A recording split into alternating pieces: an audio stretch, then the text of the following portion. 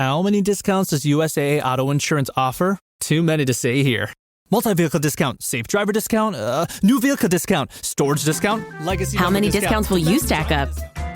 Visit USAA.com/auto discounts. Restrictions apply. Brooks Running reminds us that we're all powered by something. Whether it's the me-time energy of a run after a day at the office, the electrifying energy of your first marathon, or the infectious energy of a group run with your friends. No matter what energy powers you, Brooks has gear specifically designed to unleash it. So lace up and let it out. Let's run there. Visit brooksrunning.com today to learn more.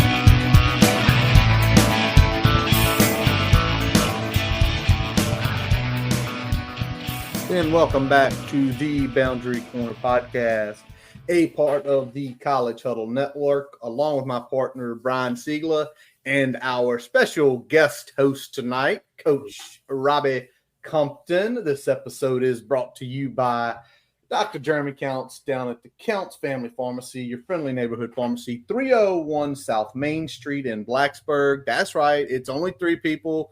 Coach Robbie has joined us tonight as we have two guys who are officially out on the disabled list. Shelton is sick. He's under the weather. Tally has obligations all week for basketball. Literally, Tally is going to be in the gym when he gets off work to 10 o'clock every night this week. Godspeed, Tally. I know you love it. I know you love your son. We miss you this week. Brian's got something to say again because I'm going to call it next week, Brian. If I don't hear from this person, we put the names in again. The next one. I mean, we're gonna have to. Maybe I'll win. All right. So, if you're out there listening, Jonathan Harris, 8975 on YouTube, we need you to reach out to us and let us know how we can send this to you. We want to get this to you. You won fair and square, but we got to get this out to you. So please make sure that you are listening either here or on some sort of streaming service so you know where to contact us. Hit us up here. You can hit us up on Twitter, X, Instagram. Boundary Corner, Instagram, Boundary Corner VT. Send us an email, admin@boundarycornervt.com. Just let us know how we can get this out to you. We would love to get it out to you as soon as possible. Yes, because the holidays are coming up, and me and Brian will be traveling back and forth amongst locations, whether it be Halifax, the beach, or just doing things with our kiddos. And I ain't going to wait much longer. We're not going to confiscate it for our own use, where it will be handed down every 3 months to. Curtis said he's not going to be as nice as Jeremy and wait a month and a half to get the PlayStation 5. Jeremy waited a month and a half. I don't know how all that went, but Robbie, my friend, it's not been a while. We literally talk every day pretty much via text, sometimes a phone call. But how you doing, brother? Hanging in there, man. Winding down another football season, trying to get, equipment inventories done, things like that. Wife's still working with her team.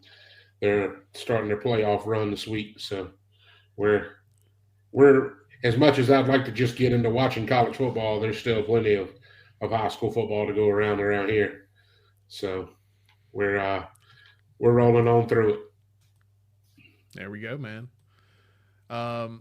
So Curtis is gonna have his mutant problem again this week. All freaking night. Brian took the microphone, told me this one was better, and this one's up. You know what? It is better. I never had these issues with it on my end here, though. So maybe this is user error. Real quick, Robbie, I don't know if you mentioned it while I was trying to get plugged back in, but your wife's school still involved second round of playoffs, first round? They're in the first round. Normally here in North Carolina, it'd be the second week, but with all the hurricane and everything, they pushed everything back a week. So backed it up a week. Yeah. they had a makeup week this past Friday night, and then Okay. Playoffs start this coming Friday. So a lot Nice. of very interesting matchups. A lot of people are going to have to do some weird traveling to get around some road closures and things like that. So could be interesting. Yeah. All right. I mean, that area of the state still a little torn up there with the roads there. So it's definitely going to be interesting. And just glad they were able to kind of keep that thing going. And there was one team that my wife was her team was projected to play at one point. They were from down next to Cherokee, and they were going to have to take either a trip into northern Georgia over to South Carolina and up through Charlotte to get here, or to go into Tennessee up and back to 81 down 77 to them. It was going to turn a 4-hour trip into about a 6.5. They managed to move the pairings around a little bit so they wouldn't have to travel quite as much, but it didn't change a whole lot for that team. So yeah, they're kind of isolated there right now, pretty much, more or less. Yes. I would guess. Yeah. Yeah, Interstate 40 and 20. It's either 26 or 24. I think it's 26 out that way. It's kind of cut off. You really can't go from our area here over to Tennessee without going north or south to go around. Yeah, it's quite a recovery's working, but it's still a work in progress. A lot to do out there. So you said they were having to go into like northern Georgia and then go through Chattanooga? Oh, Lord. That was one way they could have gone around, but if they'd have went down into northern Georgia, they'd have come around through like up through Greenville almost to Clemson, back to 77 and come back. Okay. Yeah, to get Charlotte. Okay, so they were trying to go towards more center of the state then. Yeah. So we're right off of 77, between 77 and Interstate 40, really. Got you. Kind of where we sit. All righty.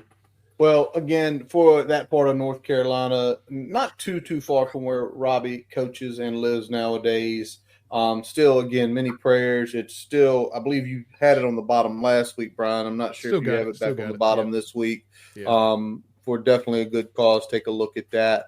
But Robbie's here to talk ball with us. Really, Robbie, you told me yesterday you have pretty much watched almost every game except Miami. Clearly, you're a coach on Friday night. Yeah, Thursday night, Friday night, it was kind of tough.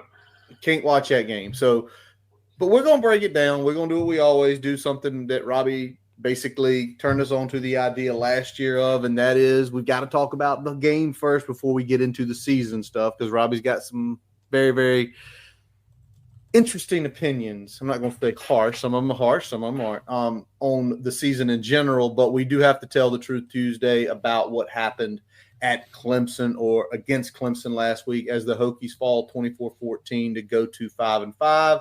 And it's the middle of November and the Hokies are 5-5 again. This is just like last year almost. Hokies held a 7-0 halftime lead before Clemson puts up 24 straight points in the second half. And when you look at a game like this, it's really kind of weird, but there were some things that went well. And I'm going to say this. Cade Klubnik had a run for his life the majority of that game with the amount of pressure, the front four, some of the blitz schemes that were picking or that Chris Marv sent. And it was a good thing. Hokies forced 4 sacks, had like an 8% havoc rate, which is a pretty good rate. But let me ask both of y'all, what else did y'all see, not only from the defensive side, but other parts that you felt like went well on Tuesday? I'll start with Brian. Yeah, I mean, I think the big thing is the pressure that Marv was dialing up. They constantly kept Klubnik uncomfortable in the pocket. I think that was the big thing that we saw. Didn't give him a lot of time to be able to sit back there and calculate where he wanted to go with the football. A lot of times the plays that he was making were escaping the pocket, throwing downfield, shaking a tackle here or two there. So, he wasn't exactly getting the cleanest of looks for most of the afternoon there. So, hats off to Marvin, a little bit of a bounce back performance from a calling standpoint after kind of what we saw in Syracuse. I think overall, just a big bounce back week for that unit overall. Robbie, what about you? I would say that the pressure, and that was one of their big emphases going into this season was trying to get more pressure. Even though APR had been the pressure man last year, but they wanted to build more pressure all the way across the front, and I feel like they've really done that. And I mean, anybody can argue with me if they want to. I feel like the defensive line is a shining point of this team right now. I mean, they're going out week in and week out, producing, doing the things that they're pretty good at doing. They need a little bit of backup behind them. Their secondary is set up for that pressure, a lot of man coverage and a lot of things like that, and it's tough to do. So I mean, I applaud them for working at that and continuing to try to get that pressure. I'm pretty sure APR is leading the country in sacks right now, right? He is that. He's got 13 sacks. He is tied for first with Mike Green from Marshall. So leading it, and the unit itself has 31, which is top 15. I think they're on pace to. I think they got 36 last year, which was like top 20. They're on pace, I think, this year. I'd have to go back and confirm my numbers on that. But what else went well? I mean, they're obviously this thing was pretty much a game until the early part of the fourth quarter. So it was one of those things. But what else did y'all see, Robbie? I'll go to you next. What else did you see watching that game Saturday? Like, they're doing this good. I mean, I thought they, for what they're dealing with in some of the positions and things like that, with some injuries and being kind of beat up and some lackluster things in places, in my opinion, I thought they played well defensively overall. I thought they come down. They had a few coverage mistakes here and there. One, and that's the joys of playing the man defense and stuff like that. Your coverage, when you think something's going, it only takes one man to kind of not even stop, just kind of ease up a bit to take a look at what's going on, and things get away from you quickly. And I mean, I thought defensively they played pretty well. They scored the first touchdown on special teams, which is something that Virginia Tech's always had, in their back pocket, is that beamer ball special teams. It was good to see some of that kind of rear its head and show some good things. I was pleasantly surprised with that. A lot of things went fairly well, special teams wise. That it seems to have been an issue in earlier games at times here and there, but I thought that was a good thing too. And just to see some places continuing to try to put things together and continuing to try to find the best things that they have and continuing to try to push forward. Brian, what else? What about you? What else went well in your eyes as you were watching the game Saturday afternoon? And I'm going to assume watching a little bit of the replay on Sunday morning. Yeah, I mean, looking at the special teams unit in general, I think they had a pretty good outing there. I mean, you open the game off with a pretty good kick return. Get yourself, across the 30, almost across the 35 there. Really good start to the game there. You had the block that got returned for a touchdown to get, first points of the game. You end up going into halftime with that being the only score in the first half.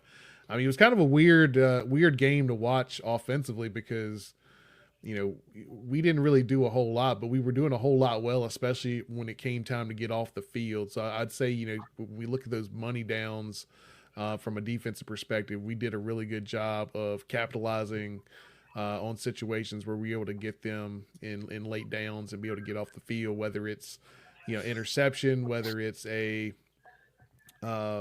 turnover on downs. Obviously, we already talked about the blocked field goals. So, we had a lot of opportunities out there, and we were taking advantage of them on those money downs in the first half. Yeah, first of all, give special teams big kudos on that. Not only with the solid return, again, Thomas Williams, one of the young names that we're starting to see a little bit more and more every week. The block, it was younger guys. Burgos got in through the left side, which we've seen Clemson give up multiple block kicks. So got in, got his hand up, and then Quentin Reddish, again, in the right spot, being coached to do the right thing. This is the area you need to be in on a block kick, getting it, and then having the know-it-all to effectively get outside. He did not try to – because you see some guys, Robbie, you've probably seen this a ton in high school football. Guy gets a block kick and just starts running, and it's like, where are you running to? Like, you run into where everybody is. You could see him. He waited. He hesitated. And he kind of set up a couple blocks, and he got on the outside and ran it all the way back. Peter Moore, I don't want to – Peter Moore kept this game closer than it was because Peter Moore on more than one occasion got them and booted them deeper than they should have been. And that kept us in the game because it forced them to take longer and longer drives. Where you the receiver have to backpedal. Yeah. 20 yards to try to get to where the ball's going to land. Yeah. I mean, that's big. It is big. The other piece that I'll say is the run defense. 167 is what we gave up. But if I told anybody sitting here last week, probably would have texted Robbie and saying, Phil Mahafa averaging well over 6 yards, we kept him under 5. That's good. Team in general, we kept under 3 or under 4, basically 3.6. It's like, so as much as the bad part of the defense showed the last 20 minutes of Syracuse bringing the game, they brought maybe their best played game all year, forcing turnovers, sacks, keeping a good running team somewhat behind the sticks. At bay. At bay. You don't necessarily, they didn't exactly go out there and like shut them down, but they kept them. They weren't 1.6 a carry. They were 3.6, but against a team like Clemson, 3.6 is good. So there's your what went well. Now, first of all, the what went bad. The worst thing that we saw, regardless Saturday, prayers up for him, Gabe Williams getting injured. Gabe Williams, someone who was on this program when he got recruited, a great young man to talk with, full of energy, gets injured, has to be, basically put in the ambulance off. I'm not sure the reports on him yet, but again, prayers up for Gabe on that. But also the crazy thing is, Robbie, you said this. He was one of the guys. He's trying to. His leg ain't right. He's trying to get up. He tried to get up twice. He tried to make a play. Yeah. So craziness. So that's really what went bad. Brian, I'm gonna pitch to you on this first because it was your big thing that needed to be key. What went bad? I mean, the game plan was kind of shit, right? Like, so when we look at the way we decided to attack this team, right? So they're not the best run defense overall. I mean, they're solid, but they're kind of middle of the pack ACC, right? Overall, they're down 2 defensive line starters and 1 linebacker starter in this game. And we decided we weren't really going to establish a running game at all, especially from the running back position. And, before we go any further, let's go ahead and say we saw Tuden out there, but Tuden was not anywhere close to 100%. Somebody was there in Tuden's uniform. Tuden was nowhere near 100%. And, we didn't really give him a ton of touches. The problem I had is that we didn't really give another running back any touches. We didn't give another running back a touch. It was insane. So Lane, I think, had 1 or 2 carries. We let Kyron run for about 9 or 10 times. And then Schlee ran 5. Yeah. And then you get, Tuden had 3.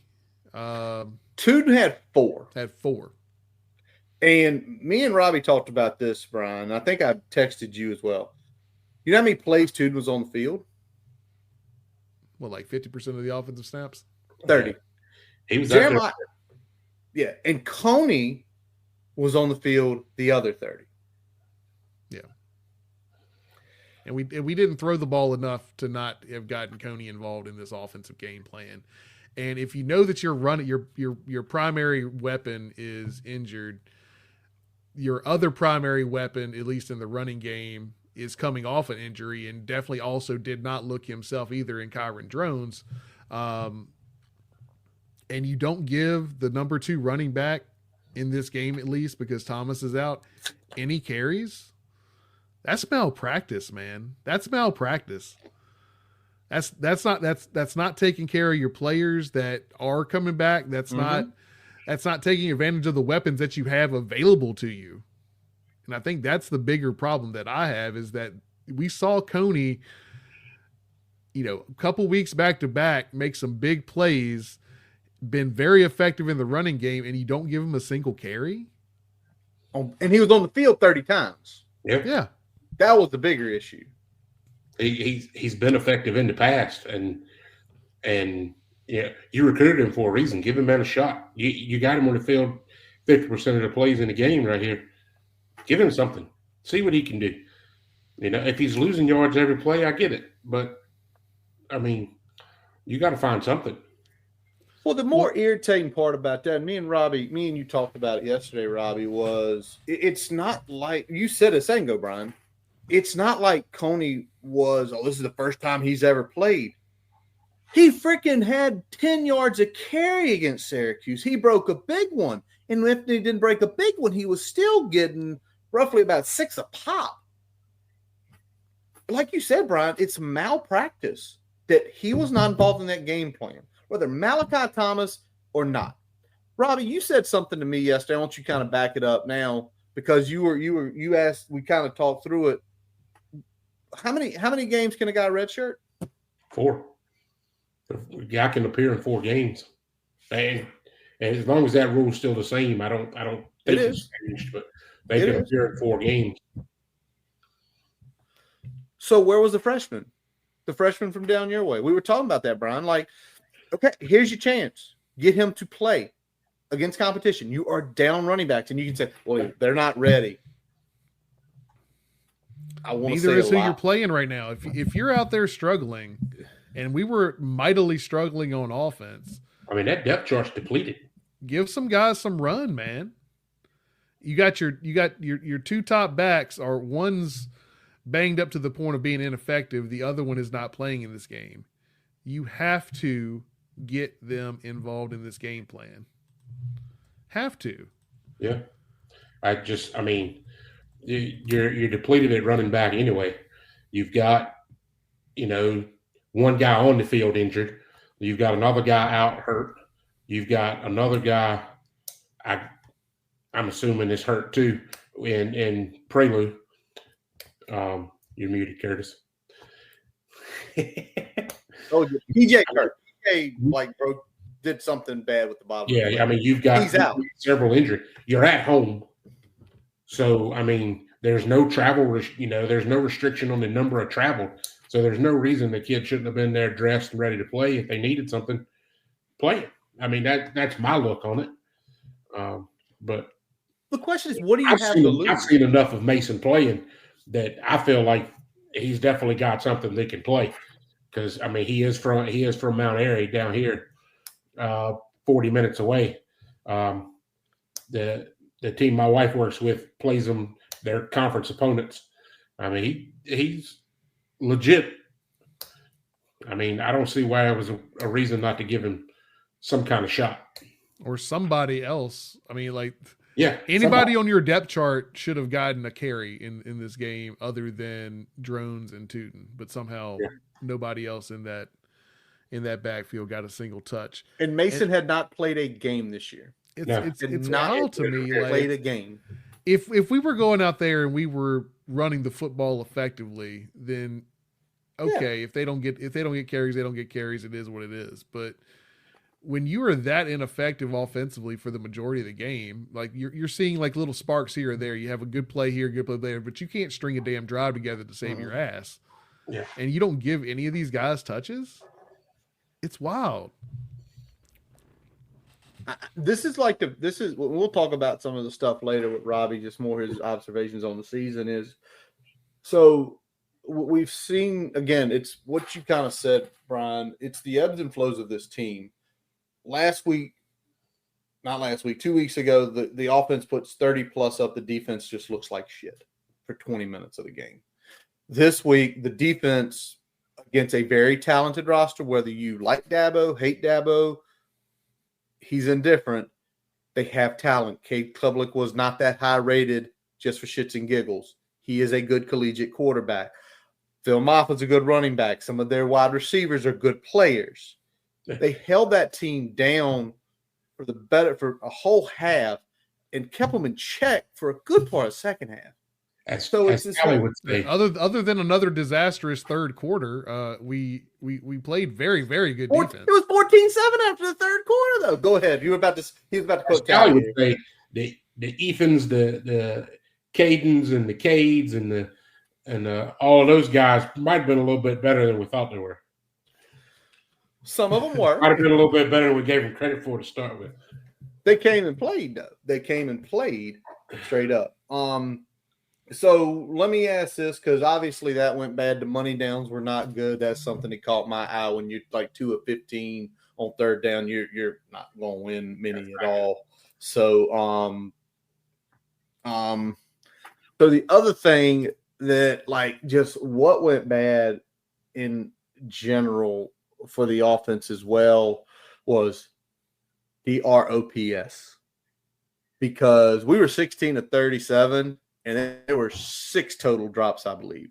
And a couple of them, nobody was. I mean, it was good passes by Colin. It was good passes by Kyron. And that in a game like this, it drives you crazy, because on a couple of those, if they're caught, it's momentum swings. It's flipping the field. It's potentially getting into a field goal range where things potentially change different. Anything that y'all saw where guys just, was it nerves? Were they taking their eyes off the ball? Something I can't look for? You know, I didn't really see anything that stood out to me as far as like just technique or anything like that. It's just in sometimes in that crunch time, like you just try to pull it in, you don't pull it in. And it wasn't necessarily one guy that we saw it from. We kind of saw it from a handful of different guys. I mean, when we look at drops on the year, it's been kind of a problem throughout the year, but in this game, it was definitely a big problem, just as much, in my opinion, as some of the things we saw with play calling, not necessarily deployment of personnel, but just play calling in general. As much as play calling was a problem in this game, I think drops were a problem in this game, because both of those killed drives pretty significantly throughout this one. Yeah, I can agree with that. The drop balls are going to hurt you every time, because they give you not only do you not gain yards out of it, but receivers start to get a little bit of doubt in their mind about what they're doing. They start to think about, oh, why didn't I catch that? Especially as a trend that keeps going, players start to think about things like that. And you can't let that doubt kind of creep in, I guess is what I'm trying to get to. We deal with some of that sometimes with some of our high school kids, and it's a lot easier with the high school kids to let that doubt creep in, because they're obviously, and some of them are at the same level of what Virginia Tech has. But those things, they kind of, unless you really get a handle on them quickly, they can snowball very quickly. Yep. And that's not that turns into a bad thing. Well, that's also really important with a team like Virginia Tech that's still, unfortunately still at this point, still grasping for some identity and still playing up and down relative to where their confidence level is at a given moment in time. And drops are going to kill confidence, like you said there. Mm-hmm. So when you got a team that is still very confidence dependent in terms of how the flow of the game goes, that can really hurt you. 100%. All right, let's flip over to this, and I'm going to start off with mine, and then y'all can follow up with yours. But anything that happened we were not prepared for. And one thing that I was not prepared for, and it shows in the stat lines and in my eyes, and maybe my eyes deceive me, Clemson only had 1 sack, but our pass protection held up better than I thought it would. Now, I know they were missing 2 studs with Capehart and what's his name? You talked about him all last week, Brian. It's not TJ Parker, the other kid. Oh, Peter. But still, Clemson is a middle of the road sack team. Wish Sheldon was here. You probably give us where they are on pressure rate. But when I see that, and there were times where Kyron had time to make the pass, and you could tell a couple of times he wasn't pulling the triggers. And I think, and some people are going to lambaste him, but he's coming off a foot injury. And y'all both played. I know both of y'all broke your legs in high school. Brian ankle, Robbie. I remember when you broke your leg, Robbie. I do remember that. Believe it or not, boys, that was like 25 years ago. Take a deep breath. It was an ankle, too. It was an ankle. Yeah. But some people like lambaste him all you want, but it's like, well, if a guy's coming back, when you're hitting that foot, if it don't feel right, I can see where you're not going to be as confident or you're not going to pull the trigger as quick. I get that. But for me, it was more the offensive line and how it held up because I did not foresee the offensive line playing like that pass protection-wise on Saturday. What about y'all? Anything you were not prepared for? I was definitely not prepared to go into halftime with a special teams touchdown being the only points on the board. Yes. And for good or ill, like honestly, looking at the way that first half goes, I was like, this is not going to be a good situation for us because I don't see us necessarily improving significantly offensively. And despite the fact that we were up 7-0, they were in our territory a pretty good amount in that first half. They just didn't come away with any points. Yeah. And some of that was because of good plays on money downs. You had an interception, you had a blocked field goal, but some of that was, they decided to go forward instead of taking some points, and we just made some plays.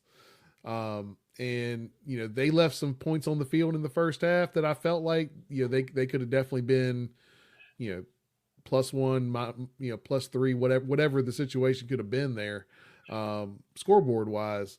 But we go in up 7 after all that craziness in the first half.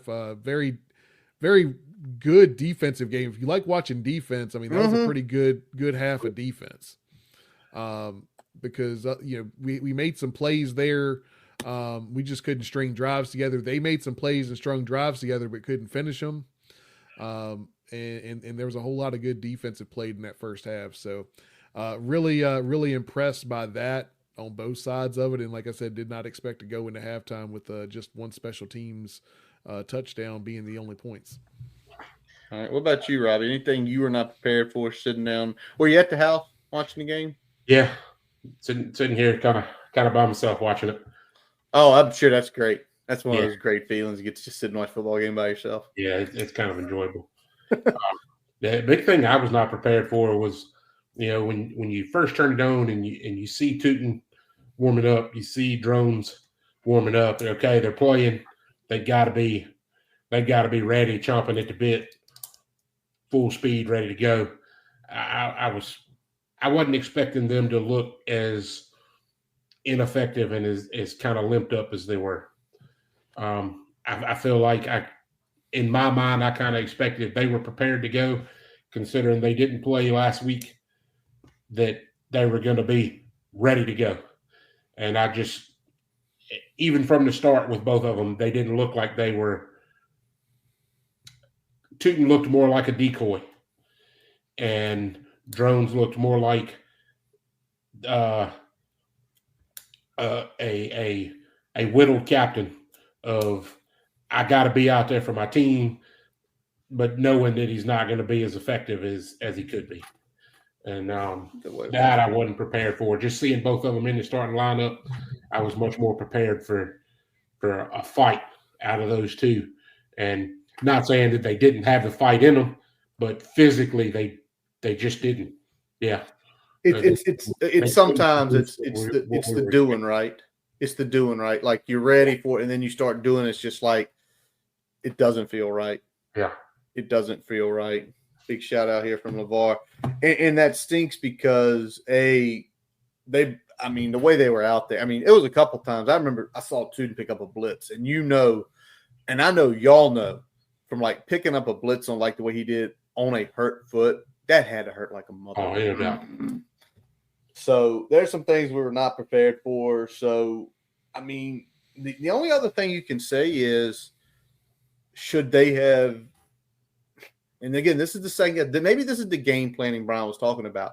If you knew they weren't completely right, should you have just said, guys, get right? Like, get right. Like, you're not 100% there.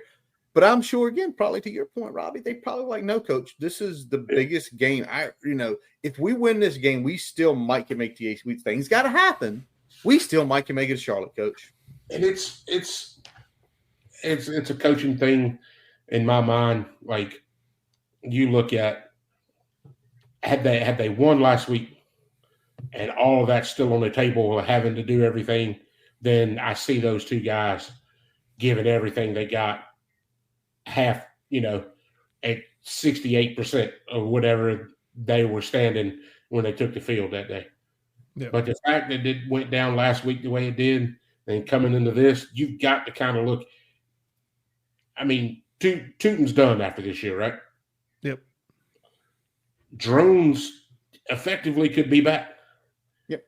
You've got to protect that kind of investment, really. I mean, I get from a coach's perspective, you're going to put the best thing you can out there. And if you think those two at 70% are better than what you have backing them up and gives you the best opportunity, you go with it. But at some point, what are you winning out of this if you win the game and lose both of them for the rest of the year? True. That kind of thing. And they didn't look effective. And that was kind of the unexpected part. Well, more to that, like not identifying that earlier in the game. Like you waited till very late to go to Schley. You never really went to anybody else other than Tootin, even though you had somebody else on the field for a lot of snaps. Like at some point you got to figure out, I've got to generate offense, and I'm not having success with my studs for one reason or another. Injuries, the mental piece of it. There's a lot of things out there that these guys were not at 100% in this game. Yeah.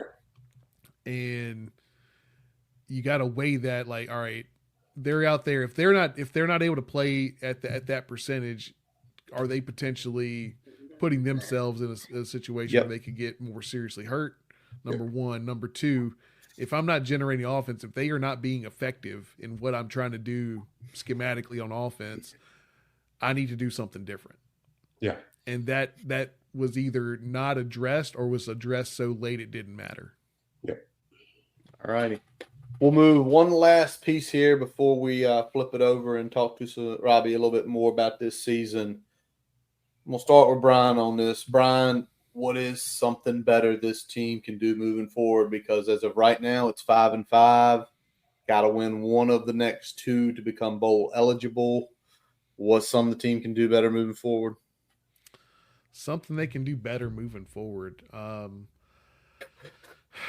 That's a tough one, man, because I feel like win's a very good high level one. Yeah, I mean, let's win 2 more games and at least say you're better than you were last year, right? So, I think the problem that we had and the problem that we're facing with this team and.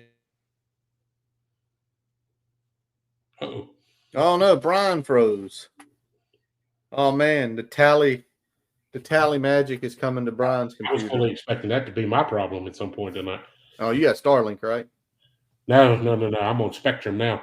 Spectrum? Yeah, we got out of it. We got out of the bottom. Okay. Brian. Okay. Robbie, you said win. Anything else they can do better moving forward? They've just gotta get some consistency in multiple facets of the game. Find an identity and push through. I'm kind of in and out of this whole podcast thing. I show up every once in a while when you guys give me an opportunity. But I follow a couple other different podcasts here, Virginia Tech wise, and listen to some of them. One of them suggested yesterday that the urinal troughs need to be put back, and I guess that's one of the things that that's going to be helping. I don't know if y'all heard any about that, but I caught a quick piece of it on a TikTok and some different things. And if I could remember the name right off the top of my head, I would throw it out there. But it was quite amusing to hear them talk about that. But I don't know if that seems like more of a long-term thing. Just to get ready for the next one is take this week that they have off, kind of get healthy, find some things that they know they can really capitalize on, and then go to Durham and try to put something on the field that is fully competitive, top to bottom, 4 quarters, in multiple facets of the game, because Manny Diaz and that crowd of Duke, they're gonna be riding a little high after beating NC State, and they're gonna push some things and try to force them into doing some things. So I really think going forward, they need to make sure that they stay focused on getting healthy, stay focused on getting that identity and figuring out what they want to do. They got 2 weeks to prepare for that game. So I think it's a big thing for them, and just find some things that work. If it means tooting or drones or whoever's not available for that game, figure out who is going to be available and do it. Find the best plays that are going to put them in the best situations and make those things work. Brian, what were you saying before you pulled a tally and froze? Yeah, I apparently have Alabama internet tonight. Shit, what the hell was I saying? It sounded really good, and then you just froze. I was talking about, we got to win the game. Win. And I think, when we look at this team, I think we're recalibrating what the expectations of this team were and what they actually are. And, right now what they actually are is basically a slightly different version of what we saw last year. That's coaching, that's talent, that's a little bit of everything. And we thought they were going to take a progression level step, plus add in a couple new pieces that we were pretty happy about. Yeah. And I think, some of those pieces have done pretty well. When we look at the defensive line, I think everyone that's played significant snaps has played well. And I don't think you have a whole lot to really complain about from that front. I think Brumfield's been okay. I think from a leadership standpoint, we've seen his play matter more than we have necessarily from, high end. He's not going out there and causing havoc, but he's also a guy that's pretty much where you need him to be most of the time. Yeah. And sometimes that's better than the alternative. And we've seen that kind of be the case this year. So we've had these pieces come in that we were kind of excited about. We had some spots we were a little bit worried about, and I think the biggest thing that I think that has taken a little bit of a step back is that we thought we were going to be a little bit more explosive in the passing game, and we just have not been an explosive passing team at any point of the season.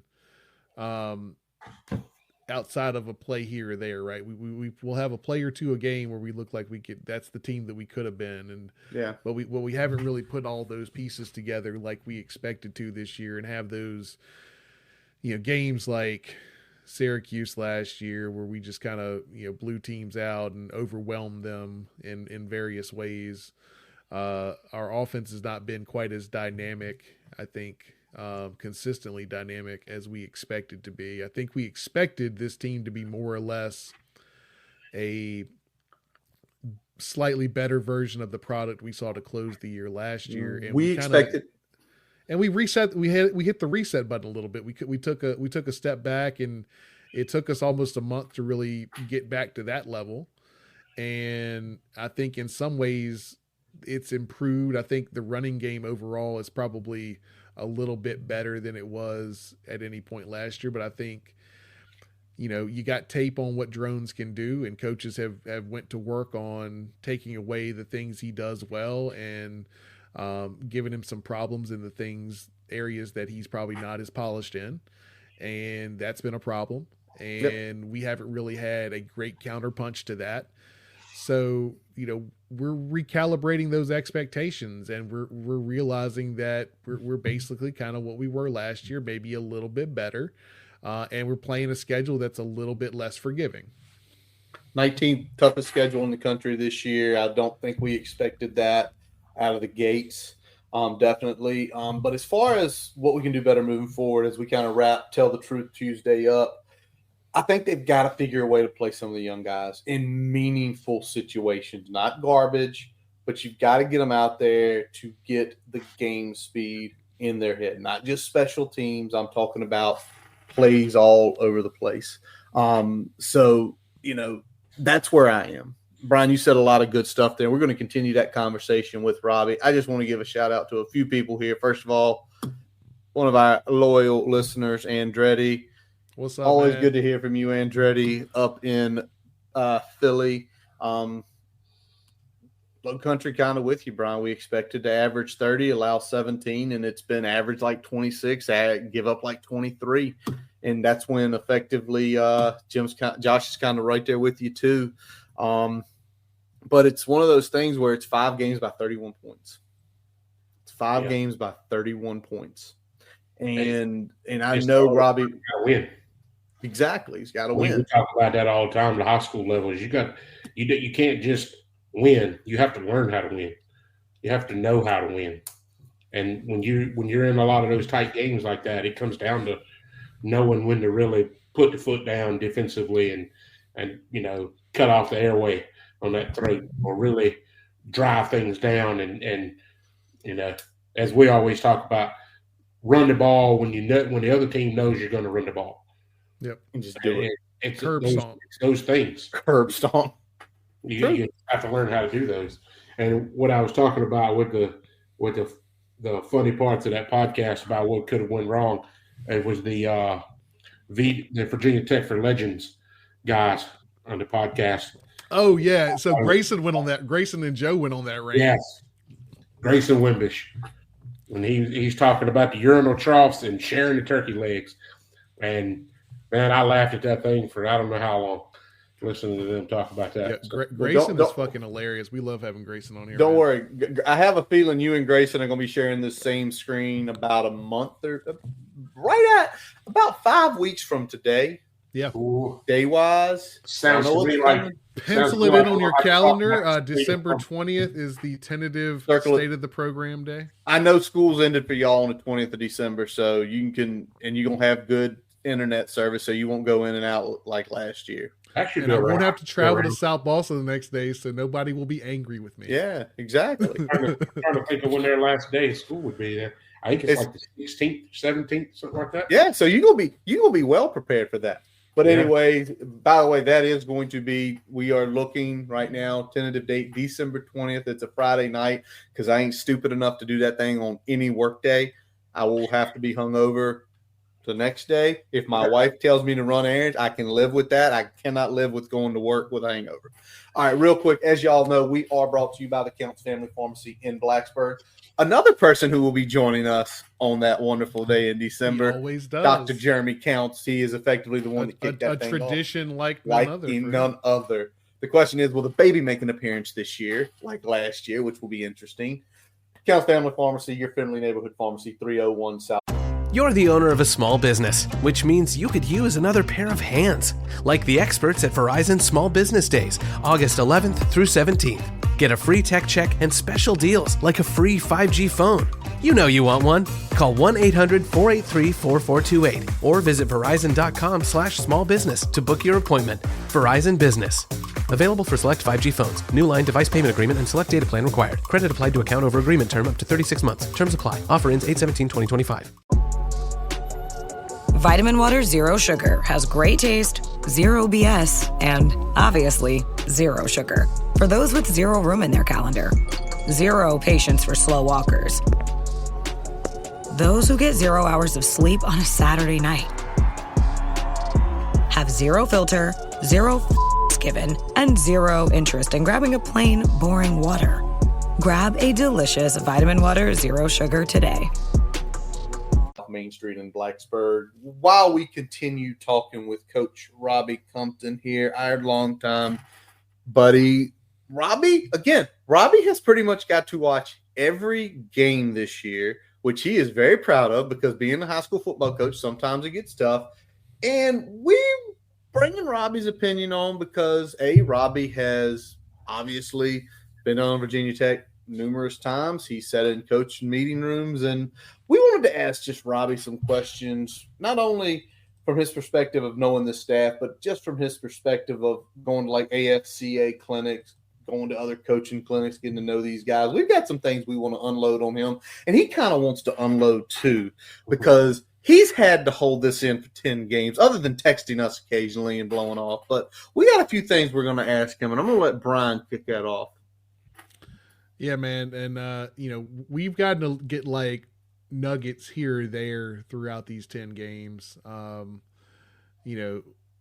I think sometimes, as a coach, you kind of understand I've got to see a little bit more before I actually make this assessment. I got to see a little bit more before I actually make this assessment. So at the start of the year, the criticism was like, it's there, but it's getting better. It's there, but I see something. And then as it goes on, you know what? This is a trend, guys. We gotta start talking about this a little bit more. So I'm gonna start here. Why do you feel this team has an offensive identity issue? There's, from watching the things that I see, there doesn't seem to be enough consistency and trust in what they're trying to do. We know they can run the ball, especially when healthy. I know when you get injuries, it kind of stack up, and it hurts. It hurts tremendously. But we talked about the returning receiver group that are coming, and it almost feels like they haven't been used quite as effectively, quite pushing the boundaries with some of those receivers. Like the game against Clemson, while you always want to have your 1 and 2 backs in there with Thomas and Tootin, but you got these guys, you recruited these guys, you saw something in them that you would trust. Why are they not getting the opportunity? Why are we not continuing to put – if we're going to build an identity on running the ball and running RPOs off of that run and attacking those things, why aren't we – why aren't they pushing those things? Why aren't they continuing to do that? And it almost feels like they're kind of holding back and not committing to anything particular. And I just kind of don't understand why. Now, if there's been injuries since the beginning of the season that they've been fighting, then maybe that answers the question. But, the biggest issue is it doesn't look like there's been a commitment to working certain things. And okay. I worry about that. Can I ask you this, Robbie? And me and you hit on this. Me and Robbie had about an hour-long conversation yesterday, and that happens with me, him, Brian, sometimes with Jason too. Probably Veterans Day holiday. Yeah, he'd have to work. I was sitting here working, doing some things in the background. But I want to ask you this. Go back to those first few games. And when you said it to me yesterday, when you didn't see the pocket roll a lot those first couple games. Yeah. And I'm sure you go back last year and like, that shit worked. Yeah. Because you talked about a couple times from a defensive perspective with who Kyron Drones is. You roll that pocket, whoever that linebacker is on that side of the ball is in a fucking bind. Because if you choose to go attack him, he is a good enough, and Shelton has showed this, he's a good enough intermediate passer. He's probably going to complete the ball to what's behind you. Yes. If you don't attack him, he's going to go angle to sideline. He's going to get 4 to 6 yards. Yep. When you see that, where it's like that's a bread and butter play, you rolled the pocket, you got something positive almost every fucking time, and you don't see a person call that. And I know it's been scouted more. But still, if that linebacker stays home, it's still 4 to 6 yards, right? Yeah. Every time. When you see that out of the playbook, what does it say to you as a coach? Like, what does that say to you? Like, why isn't that there? And my question, in my mind, it immediately questions why isn't it? And like I said, is it because Kyron hadn't been as effective doing those things? Is it because he's dealing with some kind of injury since the beginning of the season that is not going to allow him to do that as much? I mean, I know these coaches, they don't have to answer to us, but like you kind of wonder exactly why, as a fan, you're going to look at it and go, this was so effective before. Why aren't you doing it now? And there has to be a reason behind it. And that's part of what I wondered. I mean, has Jones been beat up since spring ball or since fall camp that's causing some of these issues? Is they just don't trust decision making? Do they not trust is some trust been lost in the receivers and with the drops and things? What's the reason behind not doing those things? We can't see that. My biggest questions. Well, and Brian, I'll let you chat in here saying it, but that's the whole piece is we don't understand. If he's injured, then why are you still plowing him into the line if he's still injured? That is the first thing. Is he still injured? But then it's I'm gonna put up what Josh said here because I like what he said right there. I mean, obviously he's a little banged up somewhere. He's somewhat, but at the beginning of the season and team, it's like that. He doesn't know what he's trying to do himself. He's like, well, maybe I need to do this and maybe I need to do that versus, there's always bread and butter plays. Yeah. I mean, y'all know who I'm a fan of with the Niners. We all have our teams, right? Right now, for each three of us, Robbie gets to be happy this year because his Washington boys are rolling. Brian, your team's still fighting, still not out of it. But for example, go to all three of us. Bread and butter San Francisco plays outside zone. If ain't shit else working, outside zone. Robbie, you starting to see stuff with Daniels this year where it's like there's the bread and butter right there. If they run that play, it's going to be positive. Brian, with you, it's probably a little inside trap with Quentin Nelson and freaking Taylor following them up in the hole. That's what it should be. But we sit here and there's no bread and butter. And the bread and butter that we saw so much last year, some of the RPOs. Have we thrown an RPO slant any this year? I've seen a few. It's been mixed in there, but it not to the frequency that it was last year. All right, sorry. I'd say just RPO in general has been a lot less frequently deployed in the offense this year for one reason or another. I think we've seen some of the zone read elements that we saw towards the back half of the last year. I think the thing that's changed the most is that when it comes to the dropbacks, I mean it's very much pocket focused, or at least primarily pocket focused, and whether that's an emphasis by Bowen to try to round out Kyron's skill set, whether that's just an emphasis of the offense to give them more whole field reads or more dynamic reads from the quarterback position, instead of cutting the field in half like you kind of do with the rollouts. I don't know what the thought process is, but at some point you've got to understand who your personnel is and what they do well. And if you're not leaning on those things, you're doing a disservice to that personnel.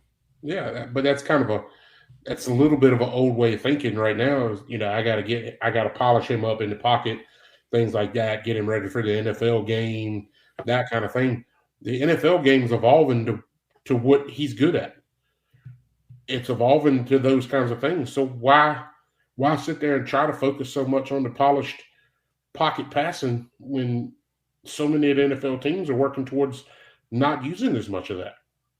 I mean, of course, you still got some that are going to use it. I mean, it is what it is. But, you've got the Lamar Jacksons, the Jaden Daniels, the Anthony Richardson when he can not be tired enough to play. And sorry, bro. Brock Purdy's just as fast as a 10-yard split as Lamar Jackson. Hey, I'm honestly say the minute he tapped his own helmet and took himself out of the game, I dropped him for my fantasy team. He was behind Patrick Mahomes anyway, but I mean – that just those kinds of things. I mean, showcase what he's got.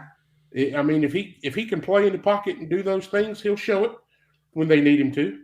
He can work on those things, but you can't you can't let that be the detriment of the team that's trying to polish that one player for something like that.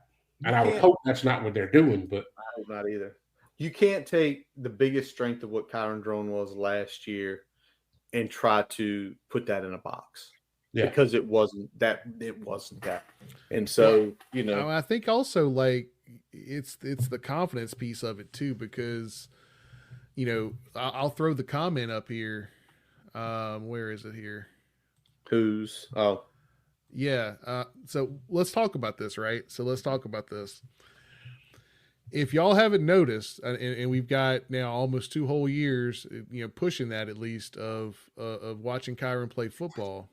When Kyron is a comfortable and confident player, that spills over into the type of output we have week to week. When you're able to get him comfortable and feel like he's in the right flow of the game early on, he is a lot more efficient as a passer. When he doesn't get into the flow of the game early on, it's roller coaster. It's very much play dependent. It's very much scheme dependent. It's not necessarily he's going out there and just crisp. But when he is feeling it, when he is confident, you get a whole lot more of that. And I don't think we've done a good enough job early in games getting Kyron comfortable in the offense where he plays with that peak confidence level that he needs to be his best. Yeah. Got you. All right. I'm gonna flip away from the offense because we can malign that. But Robbie, you are a defensive coordinator. You've coached defense mostly all of your 20 years? 21 years. 20 years. 20 years high school football, yeah. Man, we old. Holy shit. Hey, deep breath, Robbie. You've coached high school football 20 years. But in your opinion, let's go to the defense because the defense has regressed as well. If y'all want to know defensive and offensive regressions, these teams both finished around the 50 mark last year.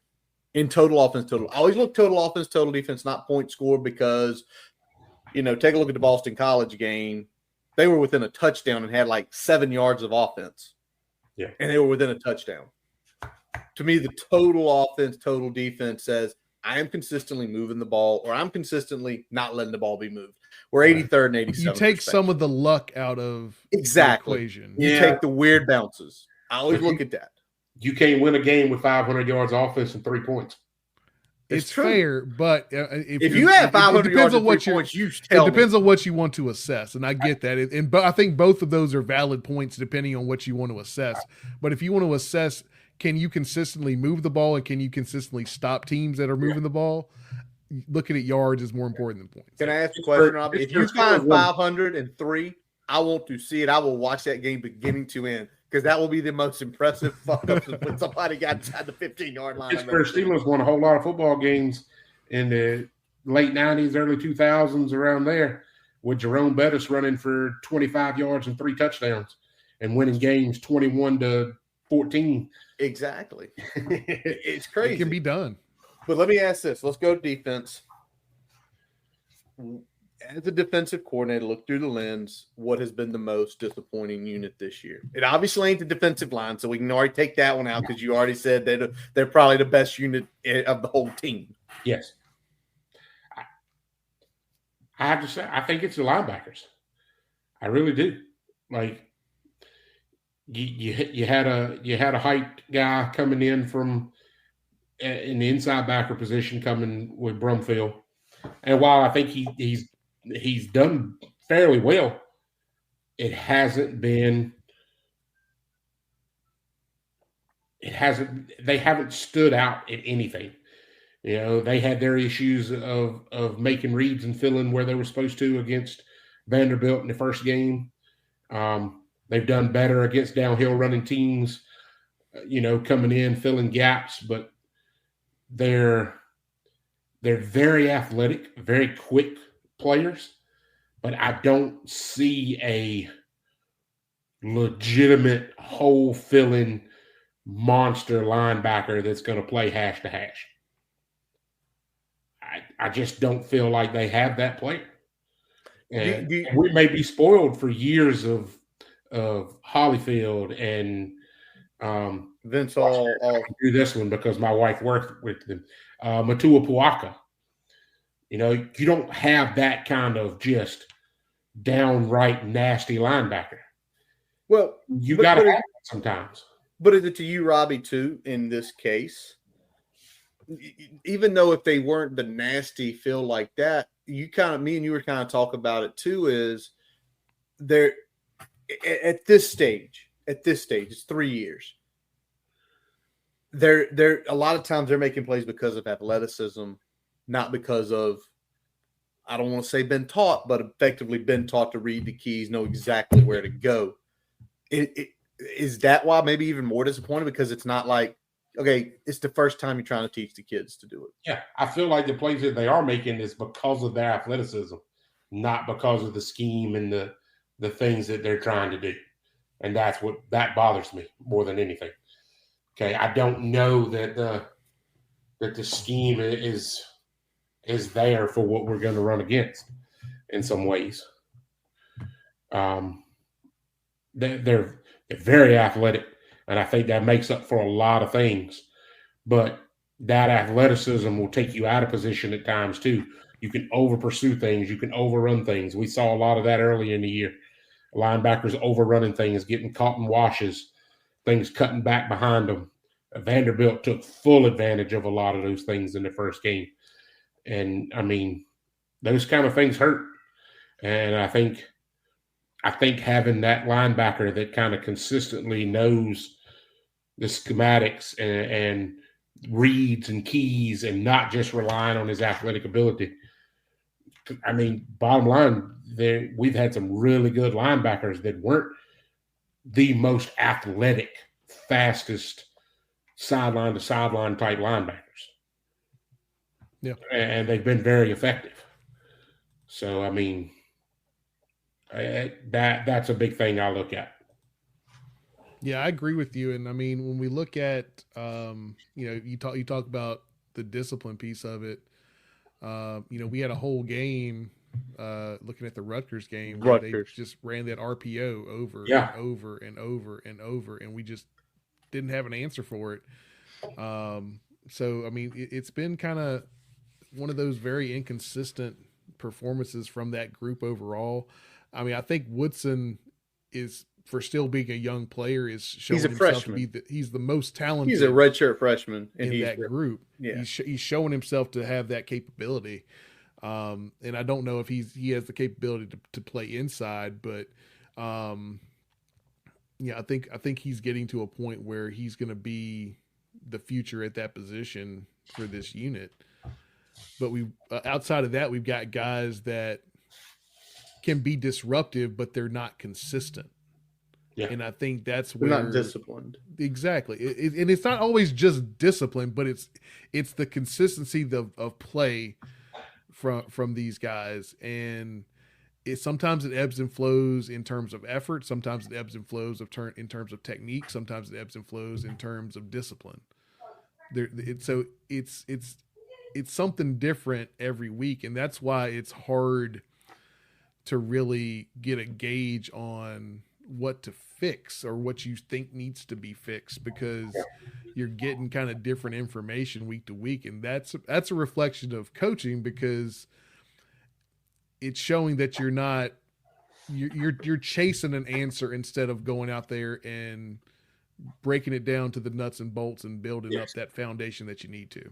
You're chasing the adjustment rather than having a game plan and a definite set idea. You keep throwing the bubble gum on the leak. Yeah. And now you got this one handled. Now you got another one over here. So you're chewing another damn piece of bubble gum and throwing it on that leak. You just got to get some damn Flex Seal, man. Pow! Like that. I think just with the linebackers, I think that still it's that piece that, Brian, you talk, it's consistency. I'm going to put what Josh put up here just a second ago. College linebackers will still overrun plays. Yes. They will still shoot the wrong gap. But the question is, if it's 4 out of every 10 times versus 1 or 2 out of every 10 times. because if it's 4, you're going to get burned. And to me, that's where we are. We're at like it's 4 times out of 10, not 2 or 1 time out of 10. It's what Brian just said. It's consistency. We understand it's going to happen. It's the Rutgers game when you know the play they are running. First of all, as a coach, I'm sure you have grabbed people by the mask and say, stay with your man. I don't care what they are doing. Stay with your man. I haven't done that this week. Season ended last week, but well played. Stay with your touche. But what if he's running this way? I don't care. But Mr. Young there's got a point. I mean, that's kind of what I was talking about with some of these linebackers. You know, they're so caught up in the fact that the weak side backer can catch the guy running the damn stretch on the strong side and run him down. But the minute that quarterback pulls it while he's trying to chase that down and comes back to where you just were, that athletic ability, that speed is negated because you're not making reads. You're not taking responsibilities for what's there. You're too busy worrying about being the athlete. And that's either not being taught or it's a part where there's too much freedom being given them to make that decision. Yeah, Robbie, talk a little bit about the kind of free flow linebacker techniques that they're being taught and how that can kind of get you into these problems. Like, I looked at some of it when we were there at the thing, and it's more of a reading certain keys. Now, game in, game out, they're going to have different keys. Different teams are going to give you different things. They're reading those keys and looking at those things, but it's almost as though the linebackers aren't necessarily specifically gap responsible. And it's just following those keys and reading the keys and attacking. And what's happening is they're seeing these keys and people are starting to throw false keys at them. Mm-hmm. So they're doing certain things. That's where those RPOs and the zone reads and the things like that really hurt you. When you start looking at a certain key and it's flowing, they start using that key against you. Yeah. And I feel we like saw it with we had some double pullers in Clemson. Yes. And they chased the pulls and Klubnik was going to the left and had a wide open fucking alley. And that's part of that whole thing. You know, you come back and it always comes back to, you know, if you're gonna flow that way, then you have to have a spy on the guy that can come out the back to hurt you. Exactly. Whether it be that quarterback or whether it be a counterback or something like that. That's where your spy helps. That's where your backside edge setter is going to be. Like, there's going to be guys that you're going to need to have that backside contain responsibility if you're going to flow that heavy to wherever those keys take you. To me, at the high school level, when we're gonna flow that heavy with our linebackers, and we're gonna fight to this particular key, then I use a lot more zone coverage behind it because I have other guys as DBs and safeties or somebody that can come down and help if that's the case. Well, it's really hard to follow those keys so hard when you're going to lock things up in man looks. You have less people because they're going to be responsible for one person. Yep. You don't have that security back in. They're not looking at the backfield. Yeah. Like if you've ever tried to run a defense, if you've ever tried to run against an option offense and play man, it's son of a gun because they're going to line up a receiver and just run him straight down the field. DB has to go with him, and now you don't have extra protection on that edge. Yep. Everybody has to be exactly right. And I think part of that is kind of what they're running into as well with a lot of the man schemes and stuff that they run and things. Not saying that they're bad things, but you lose some of that added protection. Like I like to set up a lot of my defensive stuff to where I almost have a bonus guy in most situations. So a guy that's not necessarily locked onto anything in particular, and I try to put him to a place where I know it's going to benefit me more than anything else. And so I play a lot of zone coverage. Now, I have to understand where my holes are when I do that and where we're vulnerable. But, I mean, I make my linebackers completely gap responsible. Now, whether they are gap responsible, but they are given a gap responsibility because I don't have those crazy athletic linebackers like they're dealing with. Gotcha. All and we still get caught up in flow of stuff, even when we're gap responsible. So, I mean, it is what it is, but something needs to be adjusted there in some way. If you're going to keep free flowing that quickly in the front, you better have some protection backside for it. Let me ask you this question. And this is, some for me, some for people listening and watching here. The benefits, I think we understand that, one of the benefits of free flow is that you can be a little bit more disruptive with your linebackers, right? Yes. But what are some of the other benefits of being less explicitly gap responsible and having a little bit more of a free flow with your linebackers? Is it like, for example, is it better adjustment when there's like motion pre-snap? Possibly, a good possibility. Like, there's benefits and there's pros and cons to each one, to any of them. Yeah, obviously. But like, you have to understand what the group as a whole is going to be able to provide. And I know they get to pick their guys to fit into what they want to do, where I kind of have to fit what I'm going to do with the guys that I have. Yeah. And the crazy thing is, with a staff as relatively new as this crowd is, they may not have all guys that they can fit into their scheme, that they have to kind of adapt the scheme to the players that they do have. Because believe it or not, even being in the third year, there's some positions out there that these guys are coaching that they didn't recruit any of those players. It's true. Very true. Definitely not from high school. Definitely not from high school. But the free flowing thing, it allows you to kind of to flex more and move more. It allows the front to be able to move around with motions and changing sides of the strength and things like that, because then they don't have to shift to find their new gap and things like that.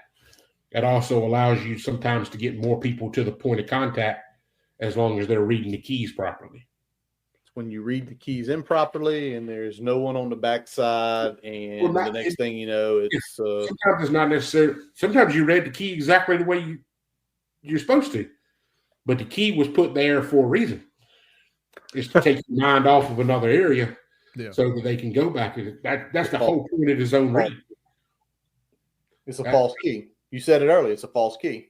Back when Brian and I were playing, the way to do that was called a counter. You get the lineman to step one way, you step this way, and then you pull two back to the other side, you bring him back. Okay, that was the counter. Well, now you got the zone read. You send a guy, and you pull a guy out there in front of him, and then you bring this H back in and lead up here and have your quarterback follow it on the backside. So when you get that free flowing linebacker chasing the pool, there's nobody there. There's one guy left over there. He's the backside backer or the safety coming down or something. And then he's getting ISO'd from that H back, and the quarterback's pulling around behind him. And then once they think they figure that out, you mix them some split zone and fuck with them a little bit more with their gaps. All right. Let's move on, Robbie. Got a few more things I want to hit with you here. I want to talk about game management next, because that is a point of contention amongst the Hokie community right now. I'm going to ask you this first so we know where you stand. You're part of a high school staff. Yes. Do you have any responsibilities of game management from your role? Yes. Which is, so we all know. I am the defensive coordinator, and I have pretty much free range to operate as I need to on the defensive side. As far as making the decisions of what to do when and when to blitz. And, I have that kind of autonomy for those things. The head coach that I work for, we've been coaching together for, 16, 17 years, something like that. There's a lot of times in football games, the two of us know what each other are thinking. He knows when I'm going to blitz certain things. He knows when I'm going to attack certain things.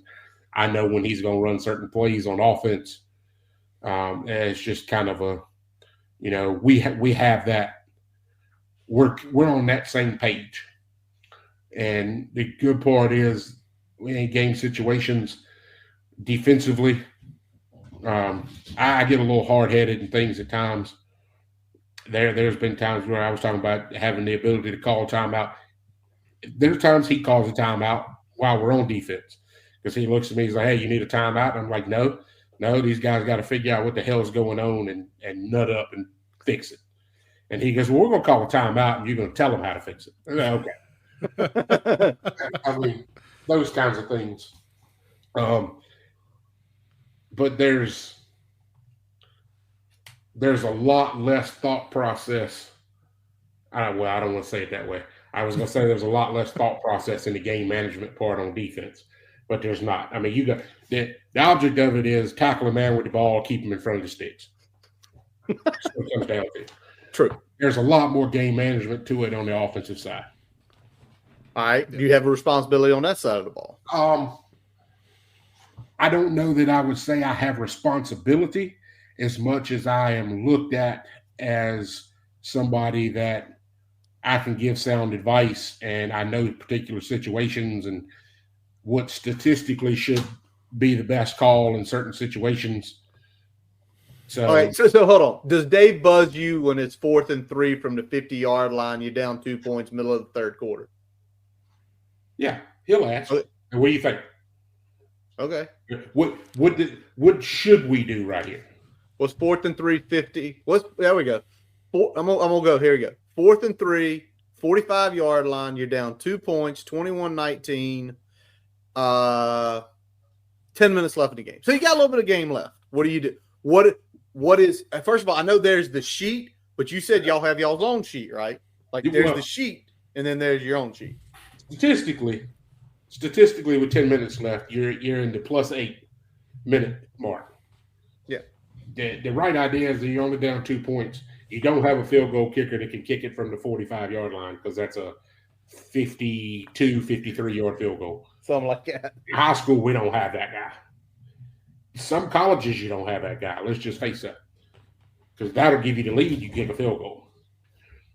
Statistically, it says you should probably punt, try to pin them inside the 10, inside the 5, which you can do in many situations in college game and play it out. You got to trust your defense in that situation, make a stop there, not allow them. It's hard to run 10 minutes off of a clock.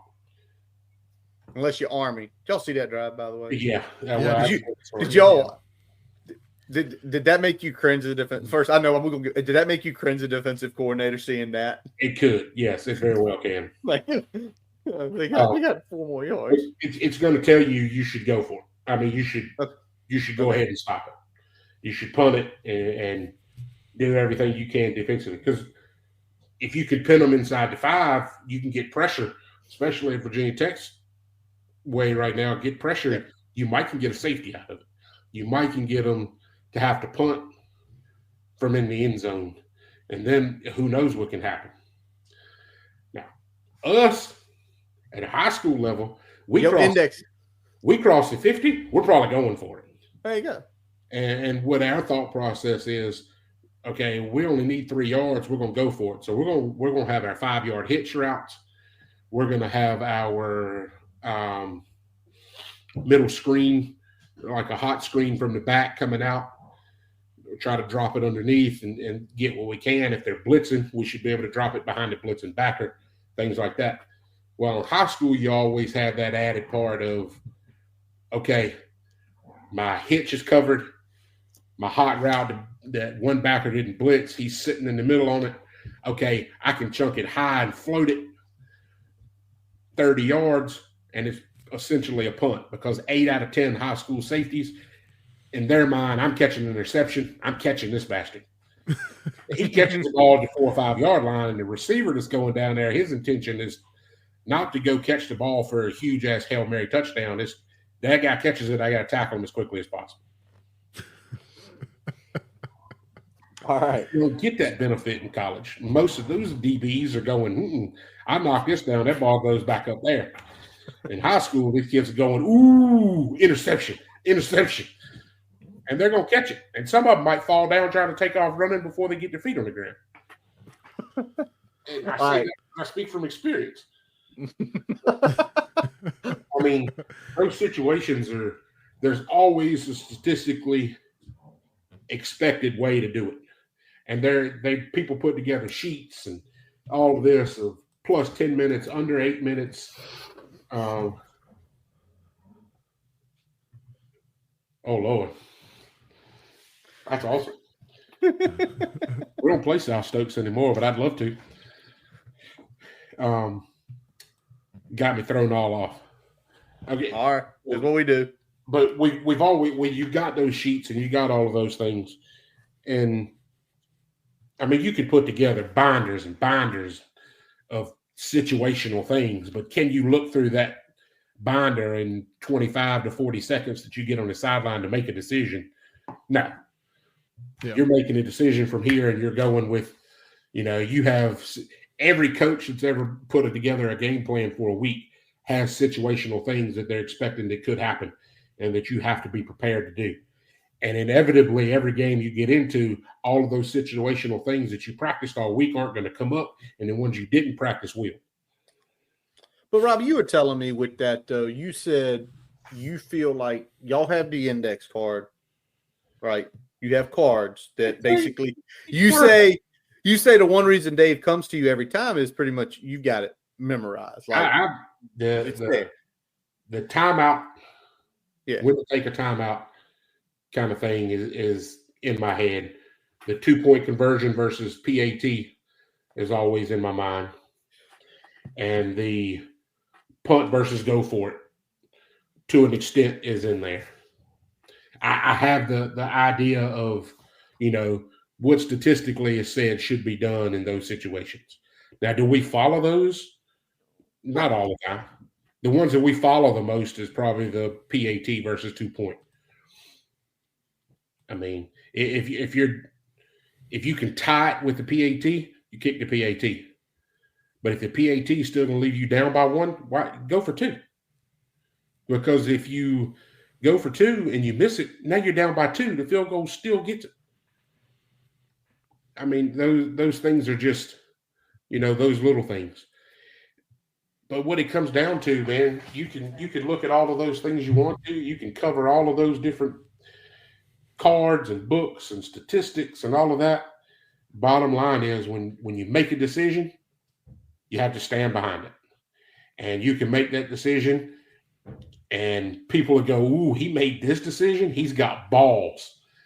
And when it goes right, rocks. It's because you were you thinking and you made a ballsy call. But when it goes wrong, you're the dumbest son of a gun that's ever made that decision. And there was no way you could be right. So, Robbie, let's talk about one of those then. Let's talk. You watched it. Right, he knows it was coming. I told you it's coming. Yeah. If you're a coach and you watched a team run out the clock with 29 seconds left and a field goal kicker that's good for 50 plus with 3 timeouts in their pocket, what do you say? 31 points. That has scored 31 points. Not that it scored 3 or 6. That has scored 31 points. You need 40 to 45 yards to get into your kicker's field goal range, and you got 29 seconds, 3 timeouts, and you take those timeouts and you flush them down the toilet along with that 29 seconds to play for overtime with your defense that has been consistently getting gashed the entirety of the second half. I know exactly what you're talking about. It comes down to Coach Woe and I talked about it some yesterday. Because I talked to Curtis about this, and then him and I talked about it a little bit yesterday. It kind of comes to a feel. For us, it comes to a feel of the game. Like you just said, you had moments where you were getting gashed. Where's the momentum sitting? You got to think like that. Like you go out and you got 30 seconds and you got 3 timeouts. Okay, in your mind, it's plenty of time to get what you need to. Okay, you run the ball, you gain 4, 5, and the clock's running, you call that timeout. Okay, you stop the clock, you're down to, 24 seconds now. Well, you're 2nd and 6. It's one of those kind of in between. Do you run the ball again, use another timeout? Maybe you get another 6 or 7. Maybe you break a bigger run. Maybe they stop you for a loss. You throw something short, intermediate, somewhere around there. You get to pick up the first down. Clock stops. You get up. You get on it. You throw an incomplete pass.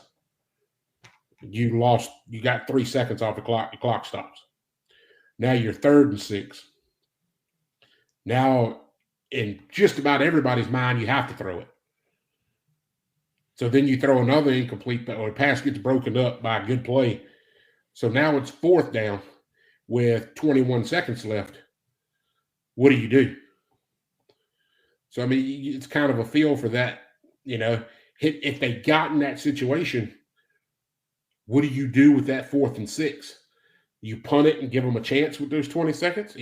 There's a good chance you're going to kick it into the end zone. There's a chance for that damn, who was it years ago? Deshaun Jackson. And same kind of situation come up with the Eagles and the Giants years ago. They punted one to Deshaun Jackson late like that, and he took it all the way back to the house just because they didn't have any other option. They were trying to get in field goal range to try to win the game. It was tied. They kicked it. Matt Dodge. The reason I know that, he was from East Carolina University where I was at, because people gave him hell when that happened. He kicked it to Deshaun Jackson. Deshaun Jackson took it back for a touchdown. They lost the game. True. On what everybody thought was a no-brainer. Yeah, you keep going. You take all 3 timeouts. You do this.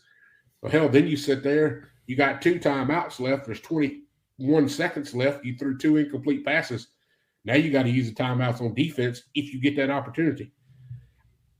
It's another one of those situations. But let me ask this, Rob. He made a call, and it was the worst call he possibly could have made because it didn't work out in his favor. Had they went into overtime, went right down the field and scored, and then intercepted the first play on defense, it had never been a question of the call he made there at the end with the 29 seconds left. Hey, Robbie, let me ask you this, though, because I think, one of the things that has kind of been levied at this staff is that they sometimes are a little too conservative. And when I look at something like this, and I'm not even going to say conservative, but I'll say more. It feels like they're playing a lot not to lose the game instead of trying to go out there and win the game. In the scenario you're saying there, you say, if it works out, it's great. If it doesn't, it doesn't. Yeah.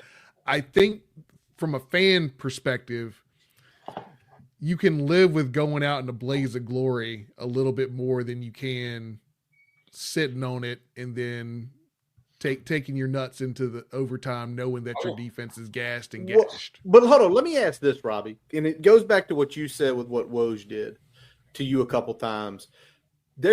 First of all, Tech had the 31-24 lead, 5:15 left. They gashed them a couple times. If you look at that drive, they gashed them. Should Brent Pry had stood up and went over and I'm calling a timeout.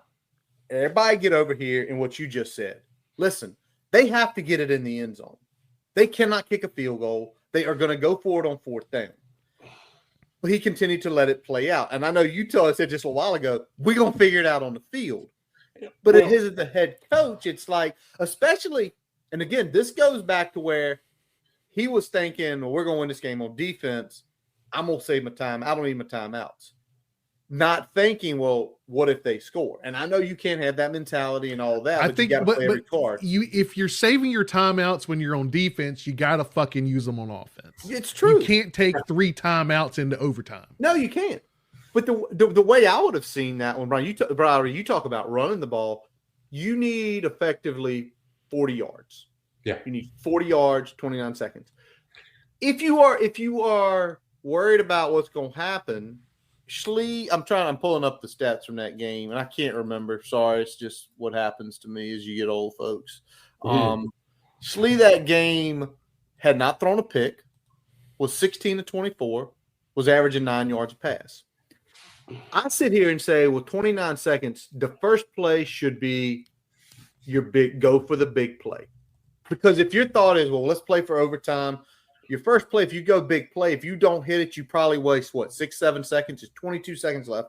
Might put it up here. They did have some timeouts left, but if you waste 6-7, you're down to 22. All right, we didn't hit it. We're going to run the ball or kneel the ball 2 times, And if they call timeout, well, if you run the ball twice, it's 4 to 5 seconds. They got 12 seconds. The miracle in the Meadowlands can happen.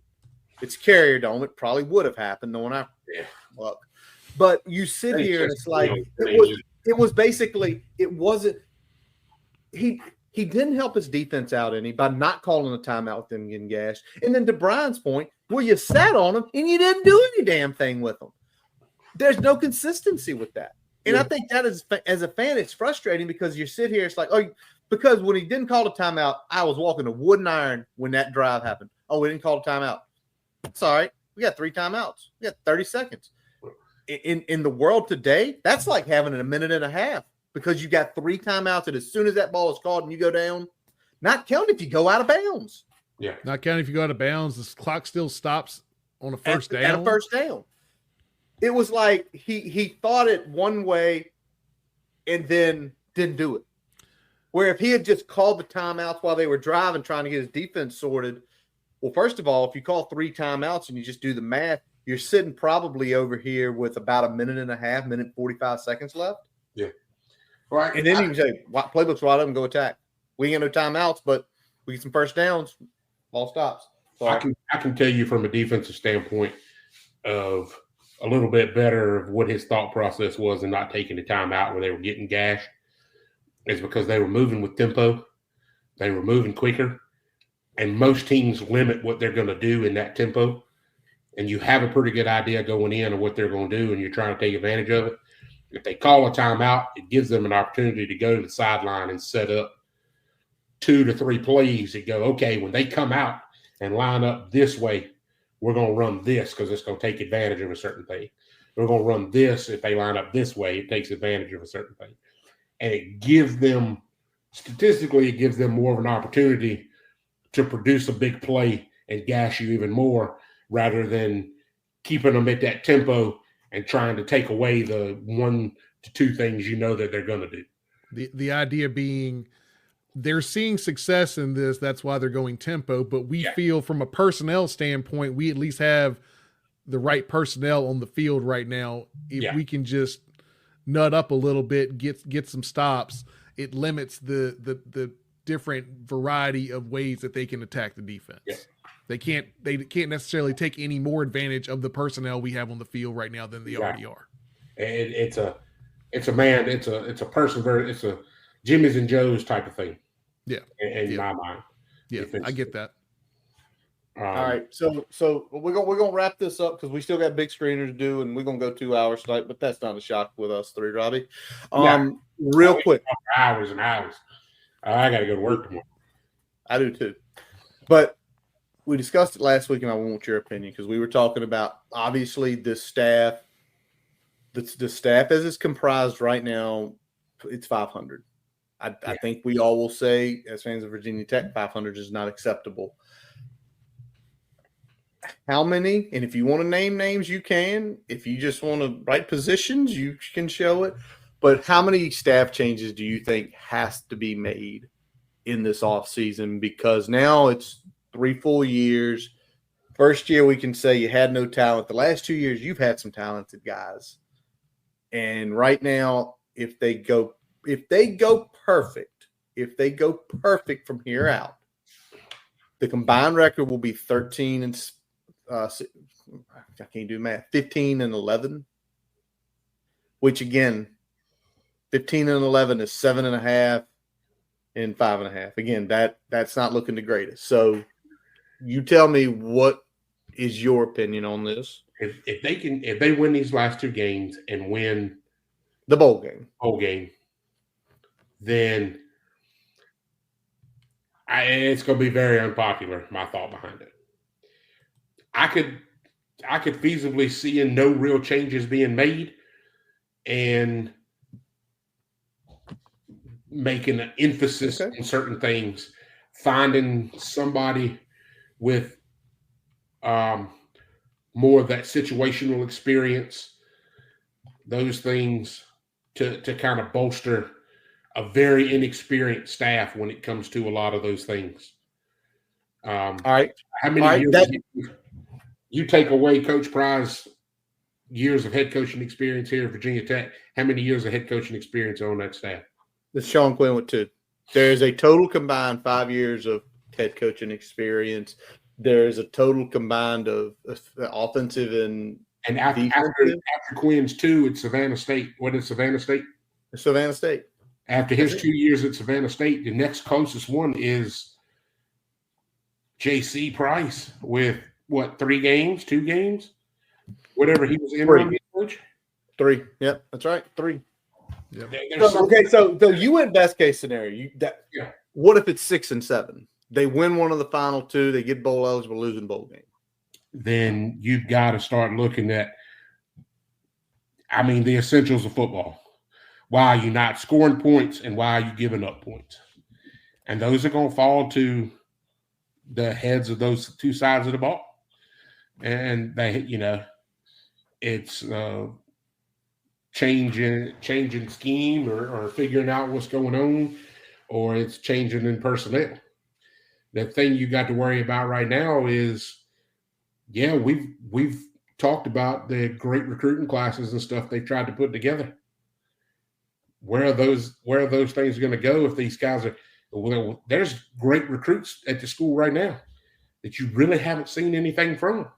Mm-hmm. How many of those guys are going, we're not performing and I'm not playing?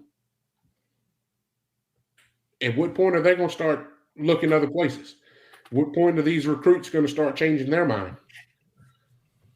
So you got to think about that. And I look at my top thing right now is if things don't pan out at the end of this game, at the end of this season, what has been the thing that has hurt the most?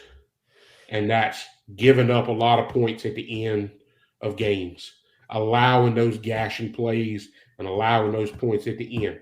That's when you've got to be able to put that foot down and shut things down when you have a lead. And I don't think they've been very effective at that. And I think probably the first one to go would be Marv in that situation. All right. That's just my thought on it. But you got to start scoring some points, or else Bowen's got to have some question in it too. Yep, it's true. I definitely think. Looking at, we talked about this last week after Syracuse. We kind of did an evaluation, and I think I was kind of on the border with Bowen. I think I feel a lot less confident in him after what I saw against Clemson, because I think on the whole I'd seen progress from him this year, and I felt like everything I saw at Clemson was a step back. Well, I saw progress from games 5 to Clemson. The first 4 games I saw regression. I was understanding in that there was maybe a process in that got us there, but I think we're still doing some of the same things that are problematic. Yeah. And again, when you don't give your running backs the football, this one up. You don't give your running backs the football, that's a problem. Strength and conditioning, I would say conditioning even more so. And I'm thinking in-season conditioning. I'm not talking about what's going on in phase 1 and 2. I'm talking about phase 3 and 4. How are you conditioning them just before the start of the season and in camp, and how are you conditioning them in the season? Yeah. With the injuries and stuff that they've dealt with, you've got to start looking at some of those things. But like I said earlier, we're talking with Wateki about this thing. You know, you can look at all that situational stuff, and people can complain and have their opinions about all those situations. A head coach has to make decisions based on what he thinks is going to be best for that team. No fan's ever been fired because it's true. Didn't make the right decision. The damn head coach is. When it comes down to this staff, okay, you can go position by position and think, okay, well, this person in this position needs to be replaced. You know, Cheetah needs to be replaced as a DB coach, or Crook needs to be replaced as the O-line coach, or whatever. They're going to go to the coordinators, because if the coordinator's replaced, they might want to change all of those position coaches. And, I mean, I think that's where it's going to fall. It's going to fall in that three. It's going to fall in the head coach and the two coordinators. And I don't think 3 years in, given Virginia Tech's track record and like watching coaches develop and things like that, Bry's not going anywhere. No. I know Tally doesn't agree with me. Tally didn't like to hear it. He said something about it last week. Frank Beamer didn't have a whole lot better record 3 or 4 or 5 years into his run at Virginia Tech either. And you got to give him time to develop and to bring things in. And everybody talks about it's a different game now with NIL and all of this and all that. You have to throw that out the window, because not every team out there is going to be able to bring, you know, the $5 million quarterbacks and the, you know, elite receivers and all that stuff through NIL and transfer rules and all of that. Can I say this?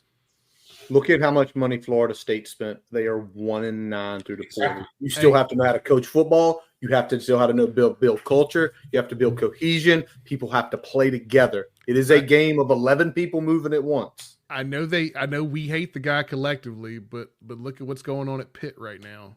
Yeah. And they have not even in the ballpark NIL what we're working with. Nope, none. Not even close. Much worse facilities, much less fan support, and they're out there getting it done. So culture and coaching matters. He can build that community base. He can build the fan base. He can build the recruit base. It's just a matter of the product catching up with what they're doing. Can we say experience this? On the field in the decision-making roles is so behind where it could be. Yeah. When everything else is probably a step above where you might want it. I think Marv and I think Bowen are very smart in terms of scheme, in terms of drawing up plays, in terms of things like that. I don't think that they're very as good as we want them to be in those game day situational calls. Nope. We know you're pairing that with Pride that has very limited experience calling everything on game day. It's a bad situation where he can't really lean on the two guys that are most in tune at that game to say, hey, what should we do here? Hey, what do you think we should do here? They can't make that call because they haven't been in this position any longer than he has. Neither one of those coordinators have tremendous amount of experience. None. Yeah. You know, running programs like that. Yeah. Nope. Neither. But here's the thing. Bowen called one bowl game before he went down to Jacksonville. Bowl. He was our co-OC. He was pretty much, running practices, not calling plays on. Or hadn't been any higher than a co-DC at any point otherwise, right?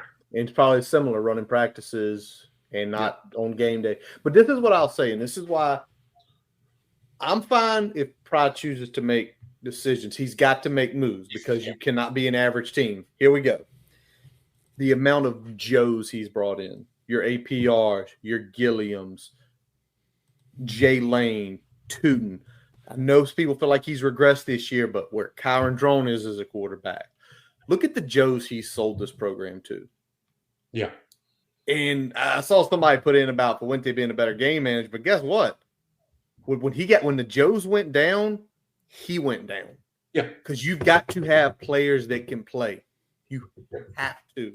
Or we're kind of seeing the opposite right now, right? So you are. We're seeing the Joes are kind of carrying us when we don't have the experience in those situational places. We're not making the right calls always on game day. The Joes are kind of keeping us, floating up here. We kind of had the opposite towards the end of the Fuente era where, I think from a preparation standpoint, Fuente did a very good job. I still think that Cornelson was awful in situational calls. Yeah, but I think they did a very good job in the week-to-week preparation for an opponent. They knew schematics and they knew how to manage a game. Yeah, and that's where they had a little bit of a leg up, but where they didn't necessarily have the ability to bring in a culture and the ability to deploy, recruit and deploy weapons week to week. So they did not know how to recruit. Maybe we just I don't know if that changes the ceiling necessarily of this team. I think it definitely raises the potential ceiling, because if you figure out some of those things, it's a lot easier for, I think, coaches to get better than it is for average players to completely level up their game. And because you still have to be a good coach to develop those players into those things. Yeah. So if you've already got the talent and you are doing pretty good job of developing that talent, if you can figure out those situational things, even if you just improve marginally, you put yourself in a better position long term, because you already have talent on the field. Marginally, I think it's just. There you go. You already said what? Marginally, probably at this point, he gives us 4 more wins this year. 4 more wins, probably. Yeah, it's not a lie. Yeah, it's marginally better. I'll be nice. 3 to 4 more wins. 3 to 4 more wins. All righty, Brian, you good? We're gonna close the chapter. I'm good. Take a big Aflac policy and bring Saban in to run the defense. Where's that Amazon money? Can we get that Amazon money? Can we get the Amazon money? All righty. Well, Brian, let's flip it. We got some picks to make. Brian, you did not email me who did what last week. Hang on. Efforting. Shelton dominated. That's all you need to know. Yeah, I heard that. Jason did text. He thinks Shelton went unbeaten last week.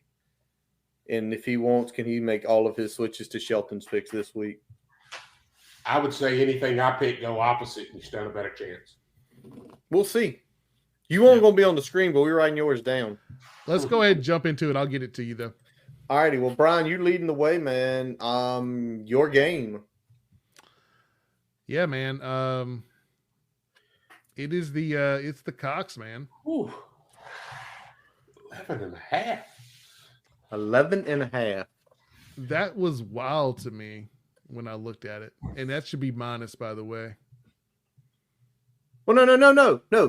They're laying 11.5. Oh, yeah. You're right. That should be minus. They are minus 11.5. So South Carolina's favored by 11.5. Cox are the favorite here. All right. So and based on that, I mean, that's a big fucking line. So I went with Mizzou here because while I think the Cox will probably win this game, that 11.5 is just crazy to me. Yeah, it is crazy. I think it might be a 7 to 10 point victory there for the Gamecocks, but I'll take Mizzou here. Robbie, we're gonna let you go at the end because we put everything up here. Me, I'm with you. First of all, South Carolina has played their best 2 games by far of the year against Texas A&M at home, where they rushed the field. Shout out my cousin Hodges, who rushed the field down there. Got some pictures of it. He stole. I don't want to say he took something off the field. That's all I'm gonna say. It's been done. I know it has. He took some of the hedges. I asked if he was playing in his dad's yard. He said no, but I'm going Mizzou as well. Shelton's laying a big number with the Gamecocks. Tally rides with me and you. Our wonderful writer Miranda also laying points. Jason riding with me, you, and Tally. Robbie? Yeah. South Carolina, Missouri. I think South Carolina's going to win, but I don't know if it's going to be by 11.5 or more. I got to go with Missouri on that one. Robbie goes Mizzou. I am going to Madison, Wisconsin, where effectively the best-looking team all year. I did get this one right. This is a. You did get this one right. This is our big number week. Y'all are about to figure out we got some big-ass numbers to be laying on this week with these games. But I'm going to Madison. Oregon, Wisconsin. Oregon, by far, if you have watched them play, they look like the most complete team. They look like the best team. That's why they are the number one team in the country. But they are going to be traveling to Madison, Wisconsin, Camp Randall, one of the toughest places to play in the country. I need to see one thing, Brian, real quick before I finish up my little comment here. This is going to be a night game in Madison. So that place is going to probably be Office Rockers, which is much beer as they drink up there. Yeah. So for me, I think 14.5 is too big a number to lay. I think Oregon wins it. I think they're going to get a war. I think Luke Fickell effectively brings the house knowing that this is his biggest game of the year. I'm taking Wisconsin. Give me the points. Brian? Yep, riding with you as well here, Wisconsin. It's Camp Randall. I think it's going to be a very, very solid atmosphere for this game. I think they're going to come to play. I don't think they're going to win. I don't think they're really even going to win necessarily by a single digit here. I think it could be double digits, but I think that hook, baby. I don't like the hook. So 42-28. Exactly. I mean, all right. I think 14.5 is just a little too much for me. What about these two guys? Shelton, Tally, say the Ducks. Miranda rides with us. Jason, they're laying a lot of points. Robbie, what about you? I don't think Wisconsin's there yet. Oregon's it right now, and I'll take Oregon. Oregon by 100. Oregon by 100. All right. I don't think Wisconsin's ready for it, and the Ducks are coming in, and every farm I've ever been to, there's a pond, and they're going to take over that pond, and it's all over for them. All right. After 14.5. All righty. Here we go. I like the 48-21 thought. 48-28. Something like that. 48, something like that. All right. Yeah. Lots of points.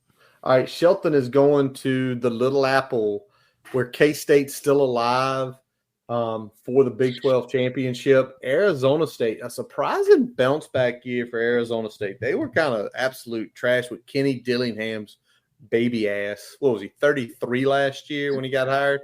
Yeah. 33 when he got hired last year. But right now, that hire is looking better and better as time goes on. They're 7-2, so they're effectively still in the Big 12 race as well. They need some things to happen. Brian, who are you going with?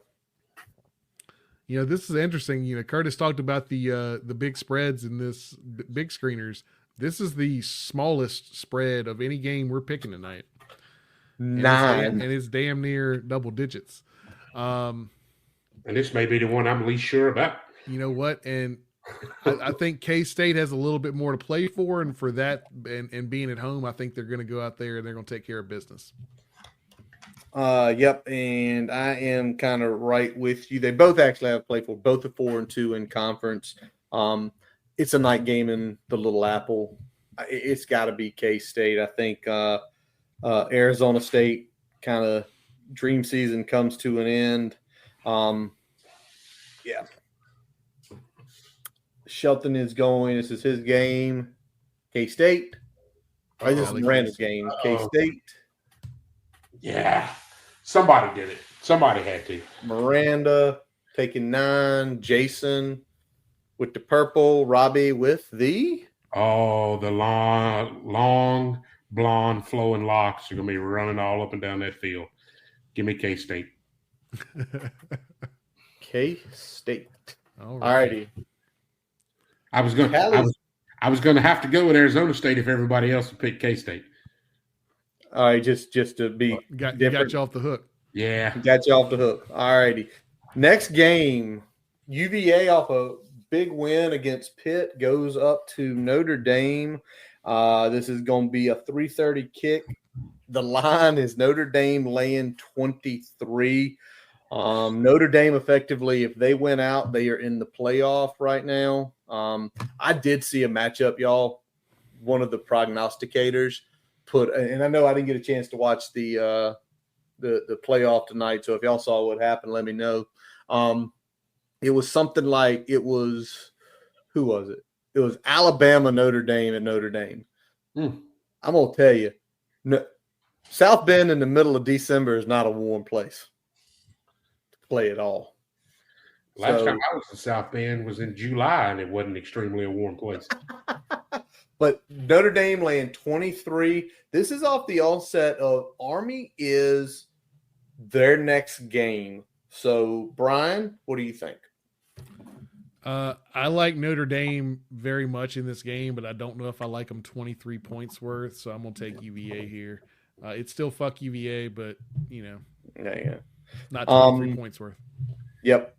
I'm with you on that. I also, thinking of the Army game, I have a very sneaky feeling Marcus Freeman is getting them prepared for that triple option. So a lot of very, very responsibility drills this week.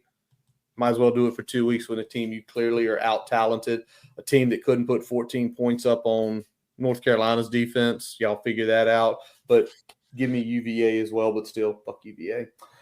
Shelton. Shelton is riding with us here, UVA. Tally also riding with us with UVA. Miranda is taking Notre Dame. Notre Dame by 100, says her. And Jason's Jason. riding with Miranda. Robbie, hey, you off the hook. You don't have to. You don't have to take Notre Dame now. It wouldn't have mattered.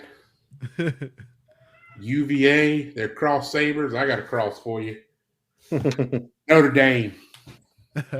Laying 23. I ain't picking Virginia. I don't care.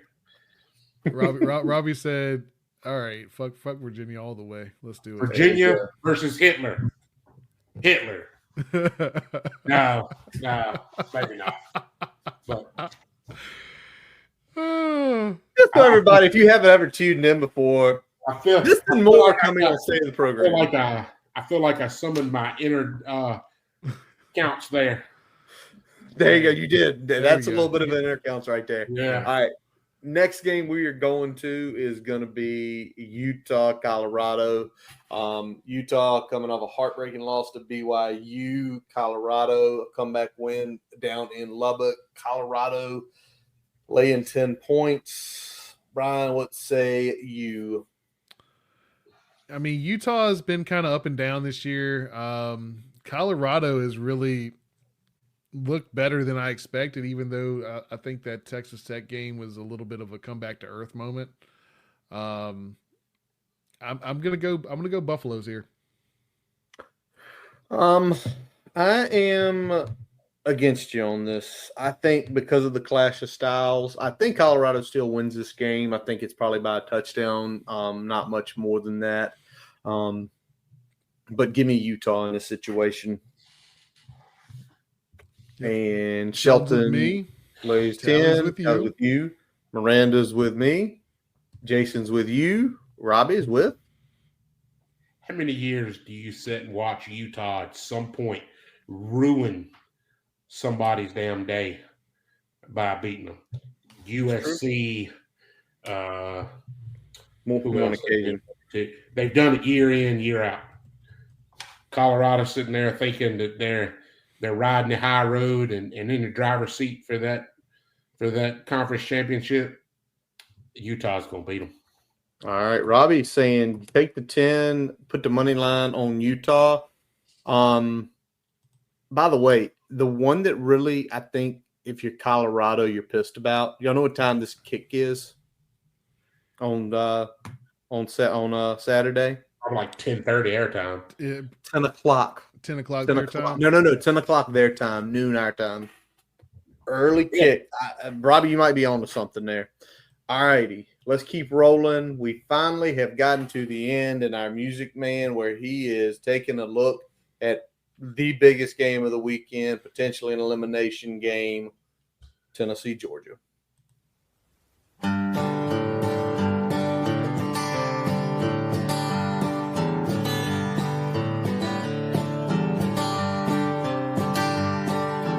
Hills were alive with wildflowers, and I was wild, even wilder than day.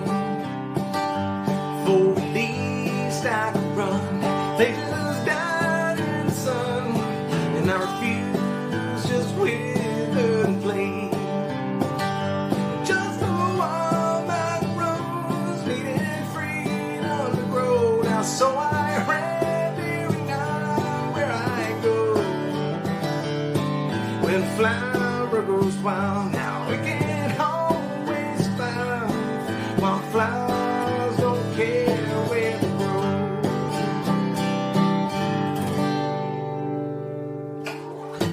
Hey folks, welcome back to another week of Guitar Licks and Gambling Picks. I'm Jason Long.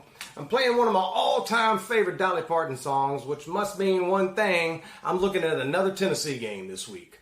Now, the Volunteers are going to travel to Athens to take on Georgia Saturday. This will probably be a college football playoff elimination game. And before I get to my pick, Georgia fans, let me talk to you for a second. I realize I've picked against your team now 3 times this season. I'm not trying to pick on you. Heck, I'm a widespread panic fan, man. I've been trying to play tall boy for about a month, but Vegas is doing you all no favors. Georgia is 2-7 against the spread, and this week, Tennessee is getting 10.5 points. That seems like too much. So I'm going with the Volunteers plus 10.5 against Georgia Saturday. Just a wild back road, sick and mysteries and told, and no regrets for the path that I chose. When the flower goes wild, it can't always survive, while flowers don't care where they grow. No, while flowers don't care where they grow.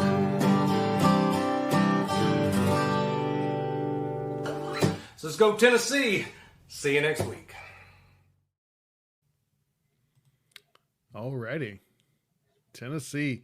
And you know what? I'm going to go ahead and just lead it off here because I'm right with Jason on this one. 10.5. This could have been 6.5, and I'd have been like, maybe that's a little too much. That's a little too much. 10.5 is nuts. So give me the Volunteers. Yeah, I think we all looked at this one, and you see 10.5. It started somewhere like 14.5 early, like on Saturday night. And it has come down to, it actually has come down all the way to 10 now. Watch some of the Ole Miss game.